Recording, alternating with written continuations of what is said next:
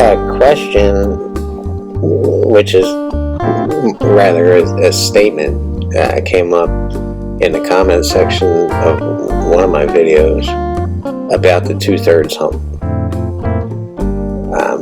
which is an issue that every single pool player faces, and it's a hurdle that has caused many pool players to just quit playing. I don't believe there is a term for this dilemma, but every pool player knows it. Every pool player has faced it, and the ones most didn't get past it, and the ones who did went on to be famous pool players.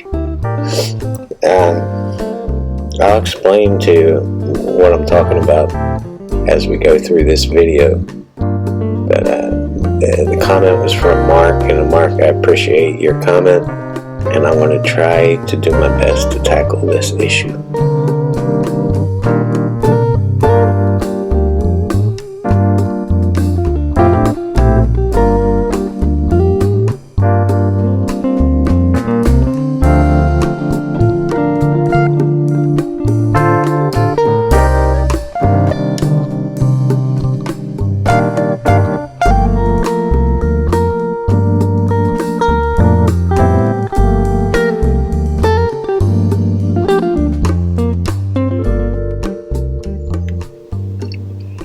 Eight ball creates sloppy, lazy habits with pool players. And I know a lot of you are going to hate that comment, but it's not. I'm not anti 8 ball. I love playing 8 ball. It's one of my favorite pool games, and I play a lot of it, and I have played a lot of it. But when you're trying to get over the 2/3 hump, which I'll explain to you in a minute, you break a game of 8 ball and you have all these choices. You can pick stripes or solids, and there's balls all over the place, and a lot of them are straight in front of the pocket. So you get down and shoot one, knowing that you have plenty of options, so you don't have to even hardly think about playing position. And you shoot the next one, and it's the same thing. You have all these options, so you don't have to be pinpoint precise. You don't have to get on any line, and you have all this freedom. And so you continue with the run, and then suddenly your freedom starts ending, and your choices become minimal, and now you're down to 3 balls, and it's like, oh, I can't be sloppy anymore. I have to get right on this, and how am I going to get on the 8? And those 2 balls are clustered together. How am I going to break them out? And now, all of a sudden, you're in trouble. So you wind up, because you didn't think ahead and you didn't get precision on those first couple balls that you shot, you wound up in trouble. So you're a good player who can run 2/3 of a rack, but then you're stuck and you consistently lose because all you did was clear balls out of your opponent's way, and now they have an easy run out. And this is the hump that many players have never ever gotten over, and they continually lose no matter how good they get physically. What you have to work on is your mental game, to where you can consistently get up there and run out and win, while your opponent sits in his chair. So the same carryover laziness happens when the player starts taking up 9 ball. And so what a player is forced to do in 9 ball is to keep their mental game there from the break to the 9 ball every game, because you can't be lazy. You only have 1 shot on the 1 ball. You can't pick any ball. You have to shoot the 1 ball. And then after the 1, you have to shoot the 2 ball. and then you have to shoot the 3 balls. So it forces the player to get more precise, but they wind up with the same lazy carryover habits from 8 ball. And that's why they make 5 or 6 balls, and then they dog it, because they got way out of line, and it becomes a train wreck. So you didn't get perfect on the 2, so you shoot the 2, and now you're even less perfect on the 3. And now you're way out of line on the 4, but you cut the cue ball loose and let it go, and you make it. But now it's almost impossible to make the 5. So you try to play safe, and you miss that, and now your opponent comes and wipes your butt. This is what happens. So if you can run 5 or 6 balls, you can run another 3 or 4 balls. But only if you keep your mental game, and only if you put more effort into your position play. And you can't put more effort in the position play if you're being mentally lazy. You have to be all there. So I'm going to show you an exercise with this game that you can do. So instead of watching this game from the 1 ball to the 9 ball, we're going to go backwards from the 9 ball back to the 1 ball. You can see the run out to where we are now, right? So if you look at the 9 ball, what's the best position to get on the 8 ball to get back on this 9 ball to shoot it in the side? Why am I pointing? You can't see me pointing to the screen. We can agree that it's back here, right? So we can just draw back on this 9 ball. We can agree on that, right? Or if we have to, we can get behind the 8 ball here and just roll up on this 9 ball, right?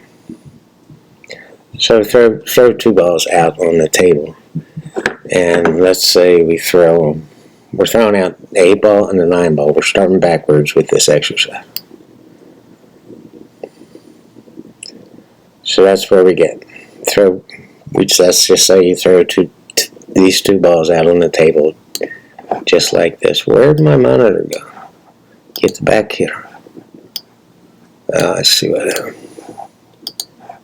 Hang on, folks, I'm screwing up like a dumbass.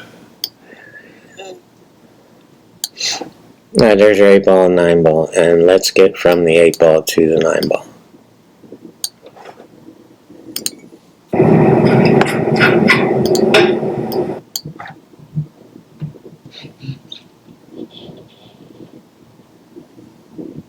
Well, come on.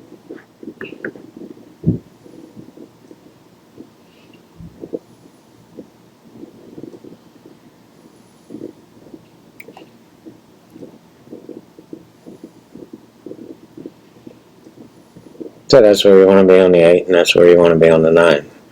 But how, okay, let's go back further. Where do we get on the 7 to get that position on the 8? So let's throw out 3 balls this time, the 7, 8, and 9. Actually, I got terrible on this 7. But the whole time I knew I wanted to get on the back side of that 8. I just came up a little bit short after going to this rail on the 7. And just wound up kind of poking it in.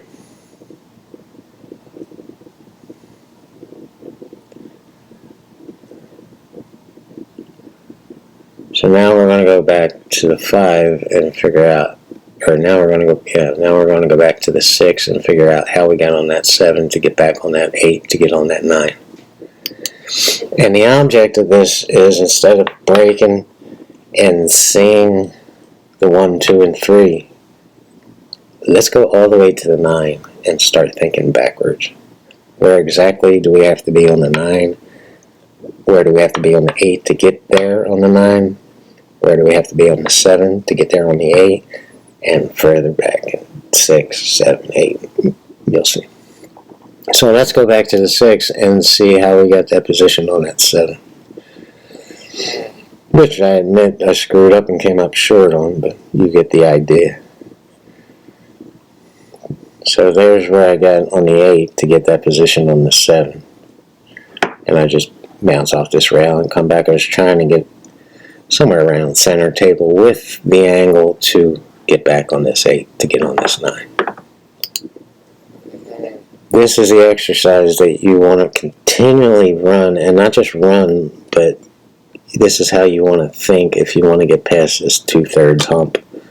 For lack of a better name, 2/3 hump. 2/3 hump is basically running 2/3 of the table and screwing up and giving control back to your opponent, who now only has to run 3 balls to beat you. You actually did him a favor. You helped him. It's no good. You've got to get through it. A lot of people have quit at this level because it just drives them nuts. So that's how we got on the 7 from the 6. So how do we get that position on that 6? Let's throw the 5, 6, 7, 8, and 9 out. Now we got a 5-ball exercise. That's where I got on that 5 to get on that 6. And all this was thought about before I got there. So that 5-ball shot is basically the same as a 6-ball shot. Just try to get behind this 7, which I admittedly come up short on. I was not happy about that. But we still had the angle to get back on the 8. So now let's go to the 4 and see how I got that position on that 5. That's where I got on the 4 to get to the 5. This heater just came on. It's going to muffle everything, so we're going to pause it right there. But think about this.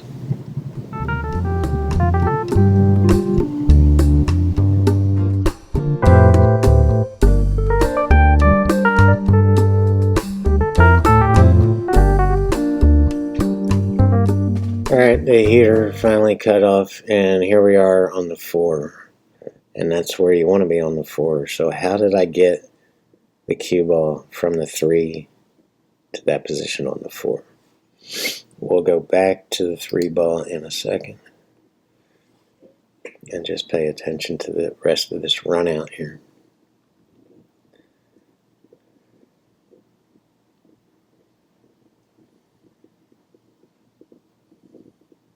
I already know that right exactly, almost exactly where that cue ball is now is where I want to shoot, where I want the cue ball for the 9. So I'm looking again at my plan here. How am I getting the cue ball there for that 9? So I'm looking at the 8. And here's where I want to be on the 8, so I can draw back on the 9. Where do I have to be on the 7 to get that position on that 8? Where do I have to be on the 6 to get that position on the 7? Where do I have to be on the 5 to get that position on the 6? So I'm staying with the plan that I imagined before I ever shot a ball. I'm staying with that pattern. And again, I come up short on this one. Still get the angle, but I would have liked a couple more inches of space there. So I didn't have to jack up and poke it.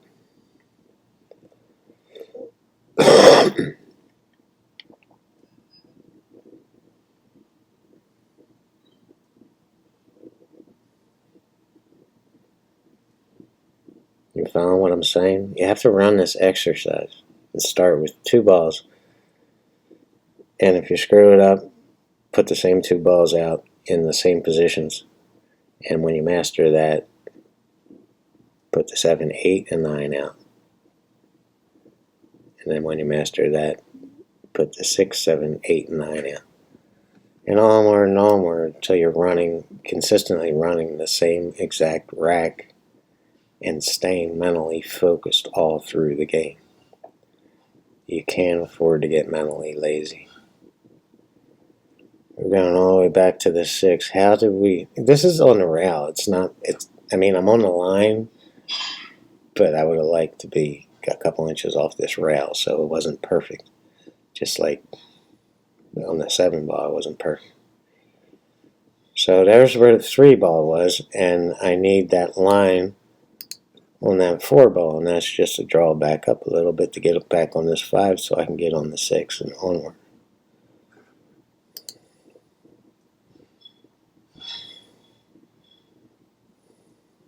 I don't know why I must have to make some more space on my computer.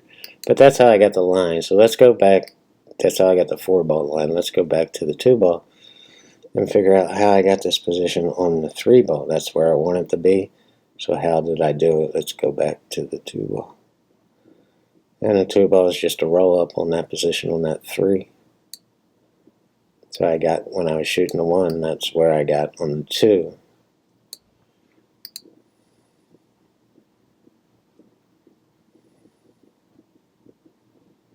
And I'm looking at the pattern. I know the rest of this pattern is just a matter of going through the motions. So let's go back to the 1 and figure out how I got there on the 2, which was a happy accident, actually. What I should have done on this 2 was go 2 rails back here for the same exact shot, but just it could have been a whole lot less difficult to get on this 2 ball. I didn't exactly mean that. I wanted to get straight in on the 2 ball and back of it on the same side of the table.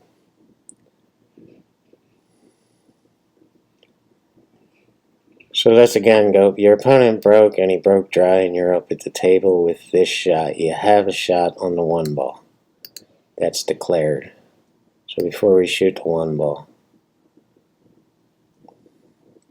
where do I want to be on the 9? Don't shoot the 1 ball until you figure out where you want to be on the 9. And look at the 8 and figure out where you want to be on the 8 to get the position on the 9. Then look at the 7. Then look at the 6. And while you're still picturing the 8 and the 9. So where do you want to be on the 7 to get to the 8? Where do you want to be on the 6 to get to the 7, to get to the 8, to get to the 9? Where do you want to be on the 5 to get to the 6, to get to the 7?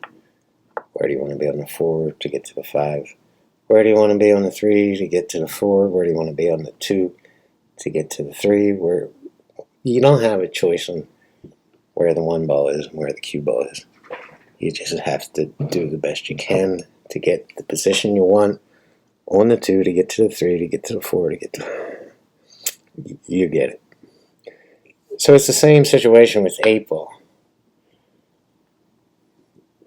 After the break, you're figuring out if you want stripes or solids, right? Once that's determined, where do you want to be on the 8? How do you get there on the 8? What's the easiest, best way to get on that position on that 8? So what's the last ball you're going to be shooting before the 8? What's the ball before that? What's the ball before that? Don't just say, but I got a choice of all these balls. It doesn't matter. I'll just get somewhere around there. Don't do that. Even if you screw your plan up, you have to have a plan before you shoot. Through the whole way before you shoot that ball. And if you continually do this and you continually do this pattern or this exercise, this 9 ball exercise, you will get over the 2/3 hump.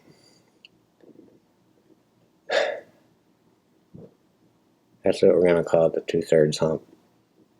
Because, trust me, you're not the only people who have hit the 2/3 hump. Every single pool player has hit it. You just got to break through it.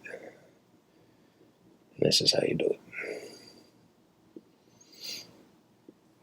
So, we're about to shoot the 1. And we know the whole pattern before we shoot the 1. We know exactly where we want to be on every one of these balls before we shoot the 1. So let's just do it.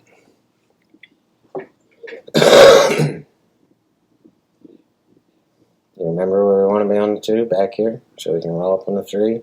So we can draw back on this 4 to get here on this 5. To come back off the 6 and get high on the 7, which I didn't do. To draw back on this 8. To draw back on this 9 and shoot it in the side. All that has to be determined before you shoot the one. And it might take you a long time as you train your brain to do all this. But that time will get shorter and shorter and shorter as you get used to thinking like this. Eventually you'll just look at the whole table and you'll know all these things real quick.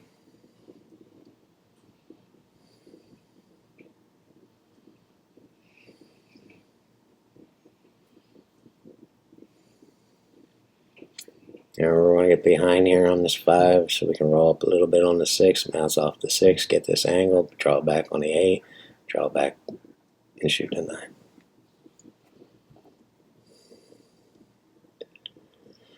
So yeah, 8 ball creates lazy patterns, or lazy thought processes, and just kind of stupidity, because when you begin a rack of 8 ball, it's easy. Ending a rack of 8 ball, running a rack of 8 ball is not easy, for several reasons.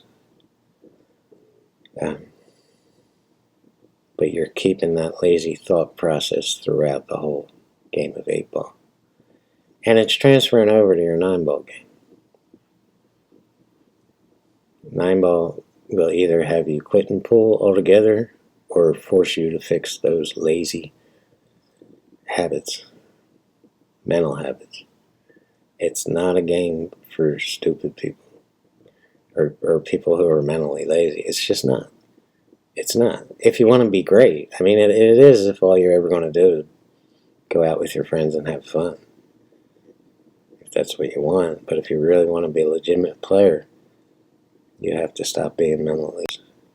It won't take so many brain cells to do this if you keep at it and you actually practice.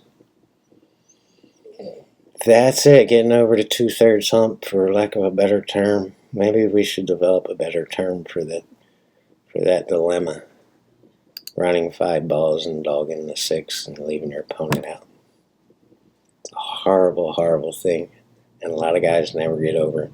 Peace, everybody. Thanks for watching.